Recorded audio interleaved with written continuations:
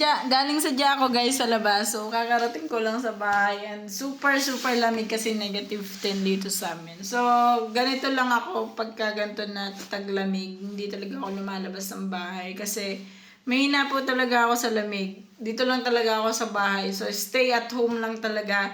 Nood ng movies, nood ng Netflix. So, sa mga nagtatanong sa inyo, pwede nyo bang magamit yung Netflix nandiyan sa atin sa Pilipinas? Yes, pwede nyo magamit. Pwede nyo ring magamit yung mga account nyo or Gcash nyo dyan sa atin sa Pilipinas, Maya. Pwede nyo po yung magamit dito sa Czech Republic basta meron kayong dalang SIM card. So, kailangan nyo yung SIM card kasi para dun sa yung ano nga yung OTP na ipapadala sa inyo. So, kailangan nyo ang SIM card nyo. Sa mga account nyo naman na, halimbawa, meron kayong BPI, BDO, or yung PNB, hindi nyo siya magagamit guys dito sa pagbabayad, something ganyan. Hindi nyo siya magagamit kasi ang magagamit nyo dito is yung talagang dito na card. Pero, magagamit nyo siya as transfera ng pera. Kung meron kayong pera doon, pwede nyo ma-open ang inyong online banking. Kaya nga lang, kailangan nyo rin talaga na secure yung inyong online banking. So, yun yung mga pwede nyo magamit dito. Sa Czech Republic, huwag kayong mag-alala, meron din ditong Temu, meron ditong orderan ng pagkain, meron din ditong taxi, ano pa ba? So, lahat ng meron sa atin dyan sa Pilipinas, meron dito sa Czech Republic. Yun nga lang, hindi ganun ka-modern. Pagdating sa gamit, pagdating sa damit, hindi ko sila masyadong bet.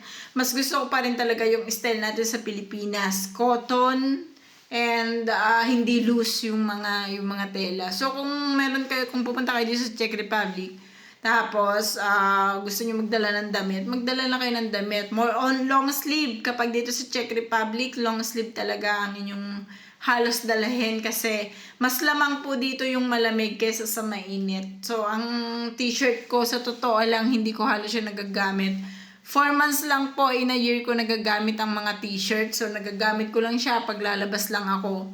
Tapos, dito naman sa bahay, mostly nakasando lang talaga ako sa bahay. So, ngayon, baka nagtataka kayo kasi naka-winter jacket ako. Sabi ko nga sa inyo, galing ako sa labas. So, hindi pa nagre-recover yung aking katawan sa lamig sa labas kasi -10 nga po. So, pag naman tinanong nyo sa akin, may mga pagkain ba dito ng Filipino foods?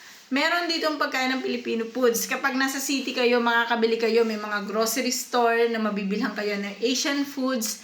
And then, yung iba kagaya sa Brno at saka sa Prague is meron na rin kayong mabibilhan na talagang store doon na located talaga doon sa big city na yon. Pero kapag kagaya namin na wala naman kami sa big city, so 2 hours bago kami makapunta doon sa 2.5 hours bago kami makapunta doon sa Prague. So, syempre, ang ginagawa namin is na-order na lang kami. Pero, meron kasi kami ngayon na kasamahan dito sa amin sa company namin dahil nga puro kami ilang kami Pinoy dito eh. Tapos, wala talaga nagbebenta ng Filipino foods. So, ang ginawa niya, nag-business siya ng kami mag-order sa kanya. Kung meron kaming gustong order, nagpe-pre-selling siya. Order ka lang, tapos ipapadeliver niya. Siya yung bahala. May patong siya, pero hindi naman ganun kalaki. So, kung ayaw niyo ng yun na lang gawin niyo. Depende naman yun sa inyo. And then, okay naman dito. Walang problema dito sa amin. So, yun nga lang, mas mahaba talaga yung malamig. So, super duper. Mas mahaba guys ang malamig. So, totoo lang. Ngayon nga naka-negative kami. So, sobrang lamig ngayon dito sa Central Europe. Central kasi kami. Sobrang lamig niya. Hindi ko alam kung bakit. Nung last year kasi hindi siya ganito kalamig. So, dati kasi is parang -1, -2 lang. Pero ngayon, kahit nung unang dating ko, kasi 3 years po ako dito. So, nung mga unang dating ko, ganun lang din doon naglalaro. Na lagi lang siyang mga 5, 4, ganyan. Tapos minsan lang siya mag-negative. Pero ngayon talaga, halos plastado talaga. 2 weeks na malamig. So, -5, -7, -10. Nung nakaraan na pumasok ako is -11. Tapos, kaninang madaling araw is -14. Kaya, super sa lamig. So, yun lang.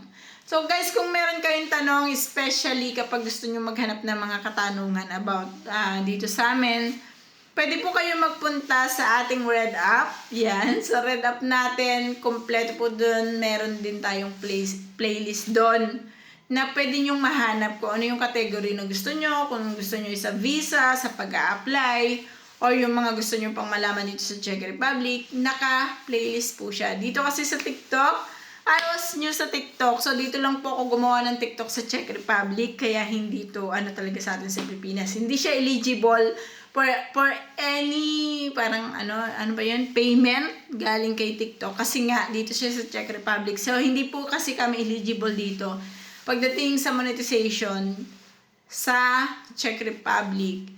Dito ko siya ginawa. So kahit marami akong views, kahit marami akong followers, kahit marami akong ano dito, so wala, hindi talaga siya. As view lang talaga. So ginagawa ko to para makatulong sa inyo. Pero kung gusto nyo naman na talagang organized, so pwede nyo rin puntahan ang ating Red App. Kasi dun talaga lahat po ay sinasabi ko. So yun lang. Babush!